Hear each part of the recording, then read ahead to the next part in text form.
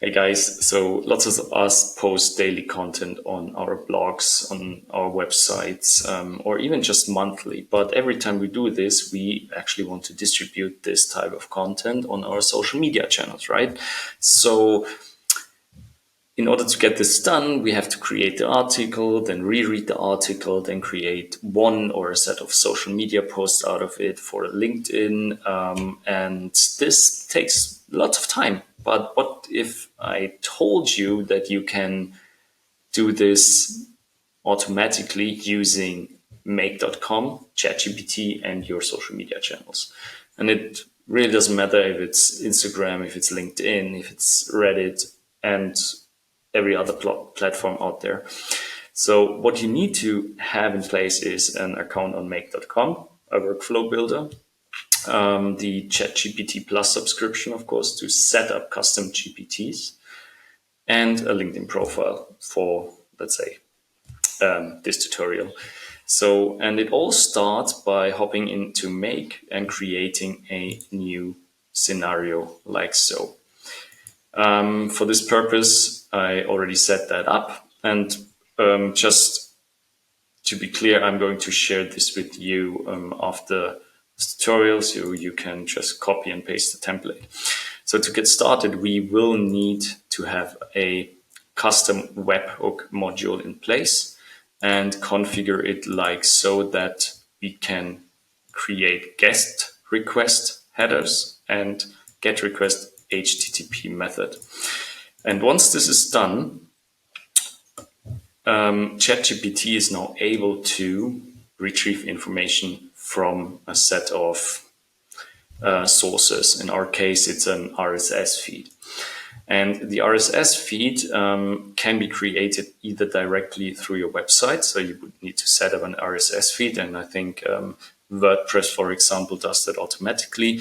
Or you use RSS applications like I think RSS.app in order to set up your personal feed and the content you want to retrieve from different kinds of sources. So for this example here, I'm using my own feed, the feed of our company, Xalt, in order to retrieve the information we need.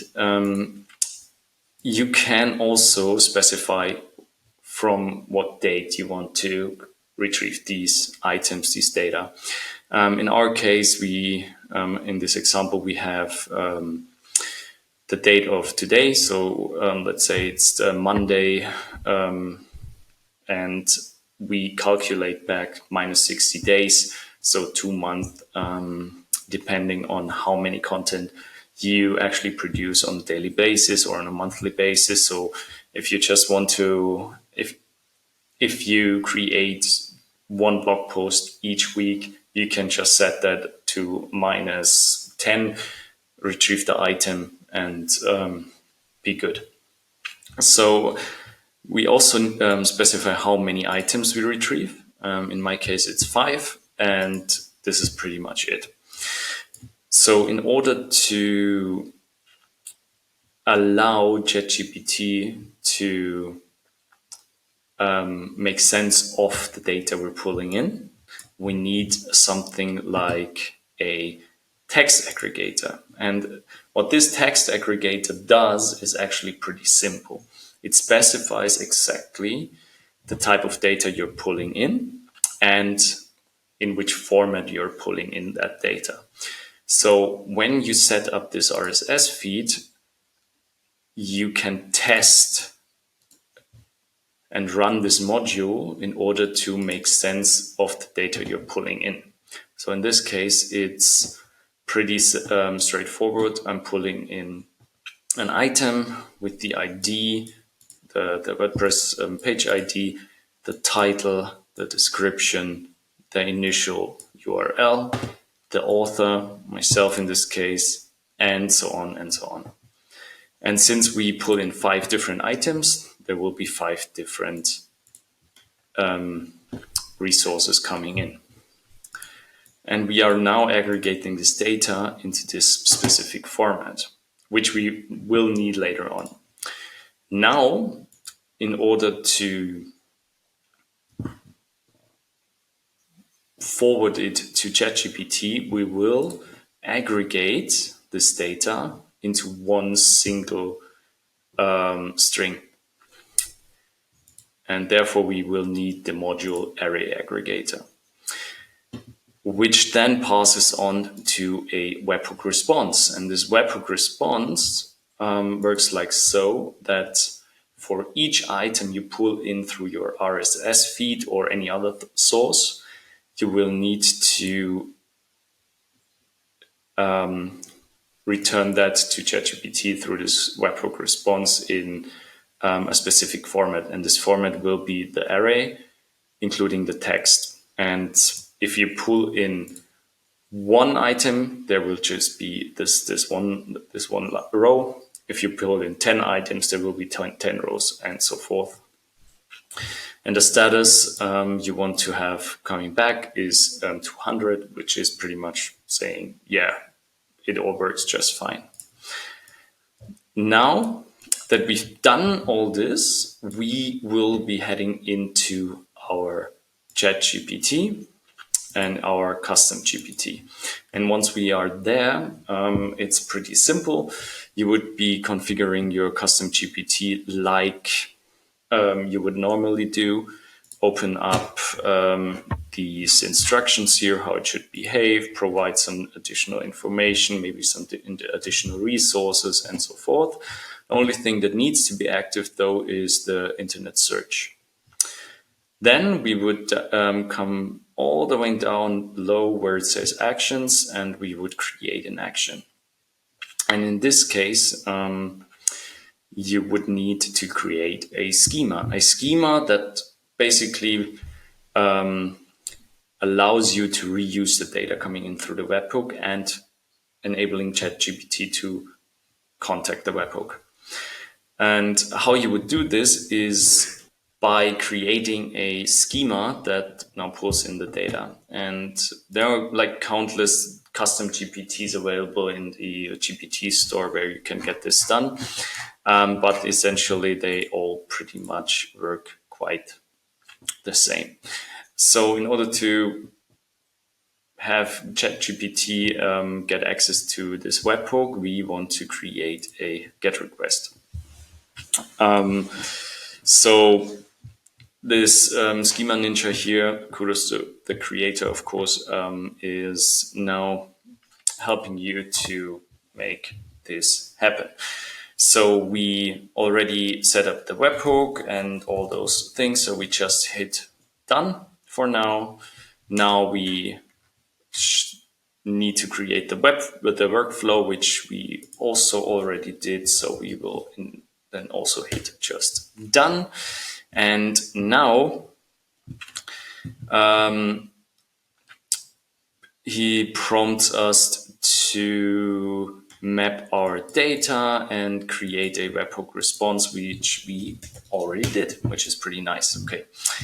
Now we go down and down and down, and now he prompts us to retrieve the webhook URL from the initial webhook module and the mapped data. So we will head back to our workflow and we'll just copy and paste this address of our webhook and create a simple screenshot of our mapped data.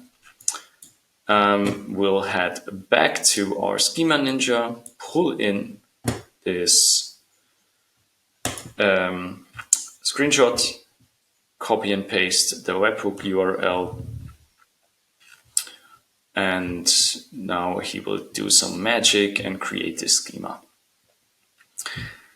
So this schema pretty much allows us to pull in the data, but we also need to make sure that ChatGPT, and especially our custom GPT, is enabled to actually work with this kind of data. So we need to add a set of instructions into our GPT.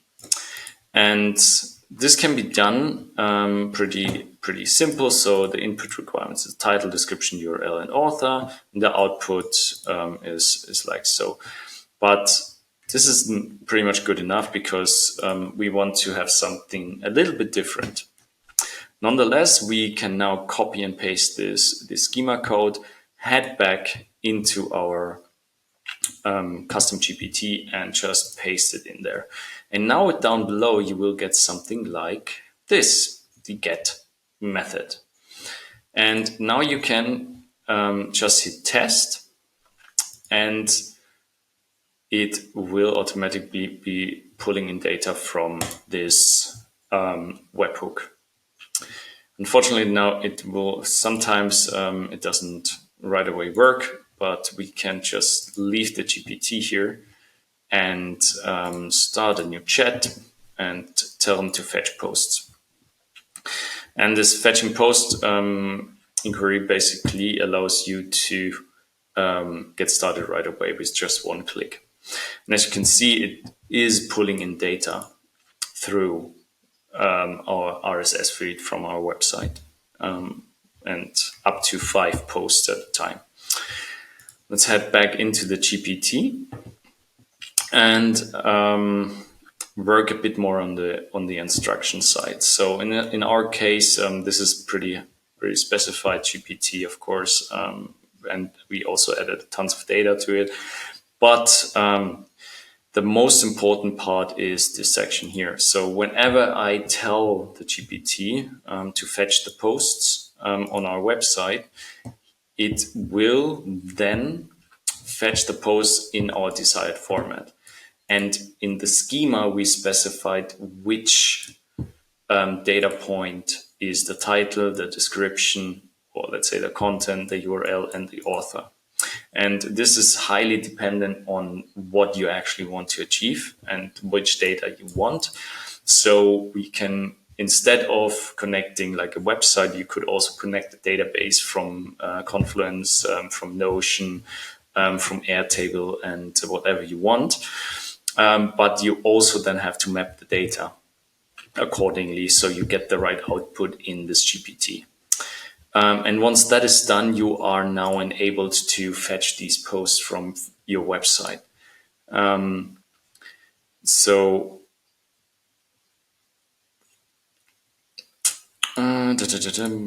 just fetch the post, just fetch the posts. Sometimes it doesn't work in the backend, and I still have no idea why. But if you just retrieve the post through the public mode, it normally works directly. So if we head back into our workflow on Make, the last thing we actually want to be doing is setting up our post method to post on LinkedIn. And this is done by adding a router module here between the webhook and the RSS feed, and adding a condition, a path to post on LinkedIn. And we're doing this like so on the path to LinkedIn, that by adding a filter from the post method we have specified in our webhook, that this will only be triggered when we use the post method. And the other path here, the fetch post retrieval path, is just a fallback one. So it will always try to post something when and only fall back to the other path when I say, hey, get the posts I need, or get the data I want from my database, or whatever. So in order to make sure that we can forward data to LinkedIn, we need to create a post method. And the post method can be created again using our schema ninja here. So by having all done, we are going to tell this schema ninja that we want to add a post method to the existing schema the post method should create a setup or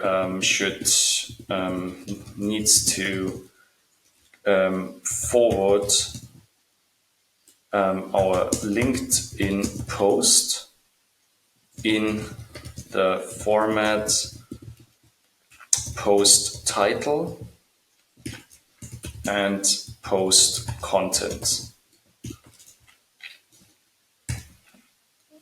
Also create some simple instructions for my GPT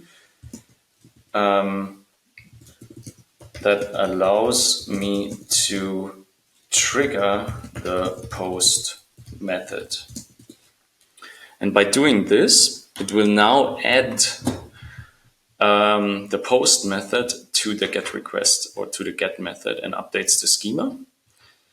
And as you can see, it's running through this type of content now. It takes a while, again. Now, here, forward LinkedIn posts. So we have just two properties, the post title, the post content, and what is required to forward is the post title and the post content. And then we will get a confirmation response that everything has been posted. Great. So now this is pretty much the instructions we want to add as well. So just like before, we are going to copy and paste the code and put some instructions in our GPT. So when I hit back to my GPT, I have exactly such a schema already in there.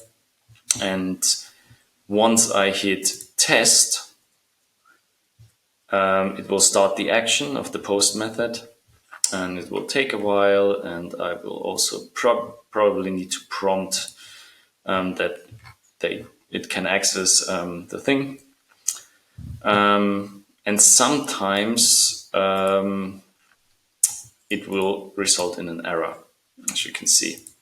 So we'll just head out and just refresh the page. And let's say we want to fetch the posts again. And we'll just hit the confirmation again. And sometimes it's stuck in a loop. And then you just have to leave the custom GPT, but save it before. So in our case, let's just hit in our live version, let's hit the fetch posts again. And we'll fetch the posts. And now I'm going to tell my GPT that I want to create a LinkedIn post about article 3. And when I now do this, it will create a draft based on my article. So it will pull in the data from the link, which we are providing through the RSS feed. And it will create this very superficial article, of course. And like I mentioned before, you can just pretty much tweak this and pull in different types of articles, and create different types of content from even one article and so forth. So let's say this is all done and we have deemed this post as okay without actually wanting to change anything. I'm going to hit and say, okay, post on LinkedIn. And now the custom GPT will trigger the action, the post method on our schema. And so now this thing is now prompting and working, and I have to acknowledge again. So it now tells me the post has successfully been posted. So I head over to LinkedIn And let's see how it goes. I'm heading over to my profile, and on my profile, as you can see, just now the post has been posted, which is awesome, without having to leave ChatGPT, which is really crazy. But I'm going to delete this post now because I don't want that on my profile. So I'm heading back now to make.com and going to tell you what to do in order to actually allow ChatGPT to access LinkedIn. So as I mentioned before, you need this module, this LinkedIn module, and you need to have your post method tested in our custom GPT. So you need to forward information in order to forward information to your LinkedIn account. It sounds a bit weird, but that's actually how it works. So in this case, I'm going to hit test again, and it will fetch those posts. This doesn't work, so let's do it other way around. Create a LinkedIn post about making a video in Iceland. Something interesting, probably. And now I'm going to tell it to post on LinkedIn once it's done. There we go. And so it will perform this action again. And once it's done thinking, I just have to wait a bit. Something that takes a while. I'm just going to hit OK. And it has been successfully been posted, and post true, post title, and so on. So the parameters here is post title and post content, which is exactly what we need in our workflow. So now when we hit back, you can see there has been a successful post. So now the webhook will have information ready so you can reuse it. And once you hit into content, you can see that post title and post content is already there. So, and I just want to move forward with the post content, and you're pretty much done. Yeah, that's about it. If you want the workflow, I'm happy to share it with you directly. I'm providing the template for free. Just hit me up and I can just send it to you if you want to. Until next time, have fun automating and have fun using AI to your advantage. Work just in one platform. Don't have to, skip to different platforms, and you're pretty much good to go. Until then, see you next time. Bye bye. Have a great day.